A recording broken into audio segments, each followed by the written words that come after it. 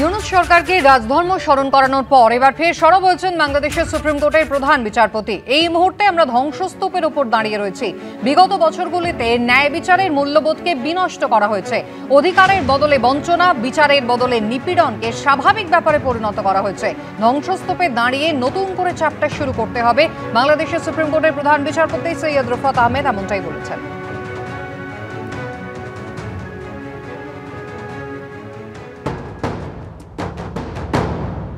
বৈষম্য বিরোধী ছাত্র আন্দোলন ও এর ফলে সংগঠিত গণ অভ্যুত্থানের কারণের বিষয়ে আমরা সকলেই অবগত আছি।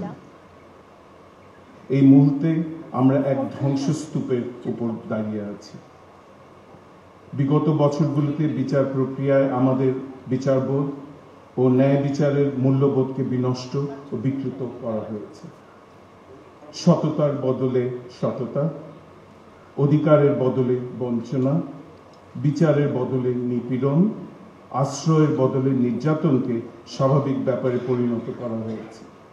অথচ এরকম সমাজ ও রাষ্ট্র আমরা চাইনি। এই ধ্বংসস্তূপে দাঁড়িয়েই আমাদেরকে নতুন করে যাত্রা শুরু করতে হবে।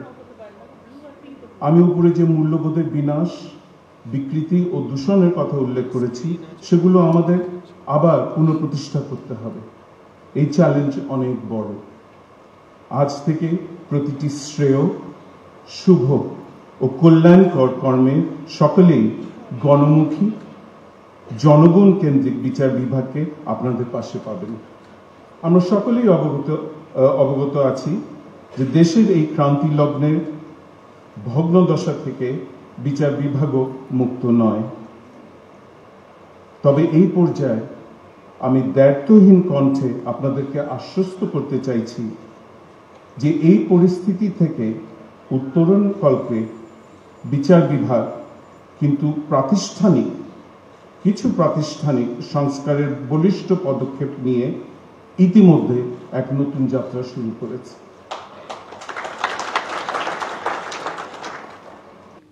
শীর্ষতা এই মুহূর্তে যে পরিস্থিতি হয়েছে সেখান থেকে উত্তরণের জন্য কিছু প্রাতিষ্ঠানিক বলিষ্ঠ পদক্ষেপের কথা বলছেন বাংলাদেশের সুপ্রিম কোর্টের প্রধান বিচারপতি। কিন্তু গত সপ্তাহে আমরা দেখলাম যে চিন্ময় কৃষ্ণ দাস, যেভাবে তাকে একজন আইনজীবী দাঁড়াতে দেওয়া হলো না, একজন আইনজীবীকে একেবারে বেছে বেছে মারধর করা হলো এবং রাষ্ট্র কিন্তু কোনো আইনজীবী প্রোভাইডই করলো না, সেখানে বিচার ব্যবস্থা কেন এখনো পর্যন্ত স্বতঃপ্রণোদিত হয়ে ইউনূস সরকারের এই সমস্ত পদক্ষেপের সমালোচনা করছে না বা কোনো ব্যবস্থা নিচ্ছে না? বাংলাদেশ তো নিজের সংবিধানটাই মানছেন না।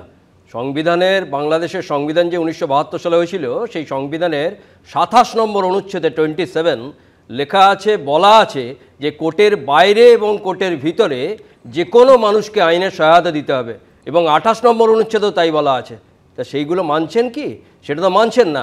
আজকে শুধু সুপ্রিম কোর্টের প্রধান বিচারপতি নয়, আজকে সারা বিশ্বের রামকৃষ্ণ মিশন, মঠ মিশনের থেকে চিঠি দেওয়া হয়েছে ইউনূসকে যে চিন্ময় কৃষ্ণ দাসের অবিলম্বে জামিনের জন্য।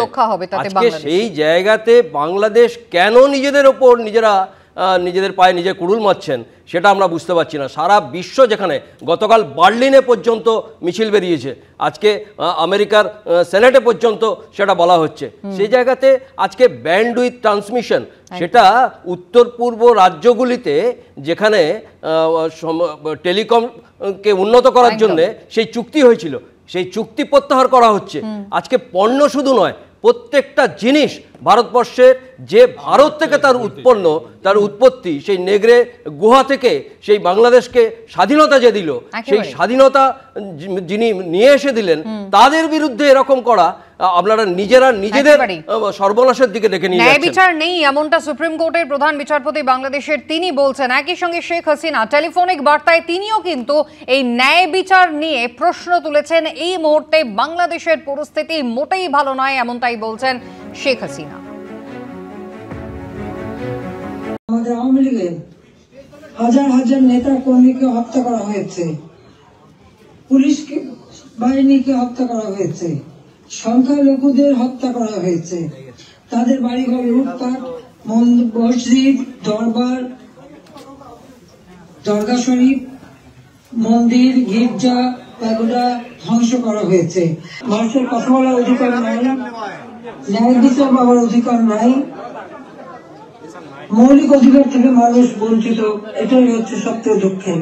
দরগা শরীফ, মন্দির, গির্জা, প্যাগোডা ধ্বংস করা হয়েছে।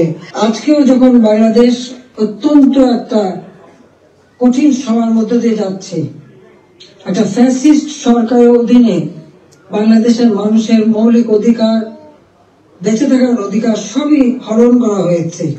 সারা বাংলাদেশ জ্বলছে, প্রতিটি প্রতিষ্ঠান আগুন দিয়ে পোড়ানো। সেই অবস্থায়ও প্রবাসীরা আজকে নির্যাতিত নিপীড়িত মানুষের পাশে আছে। একজন সাধু চিন্ময় কৃষ্ণ দাস, তাকে গ্রেপ্তার করা হলো, কিন্তু তার পক্ষে আইনজীবী দাঁড়াতে পারবে না।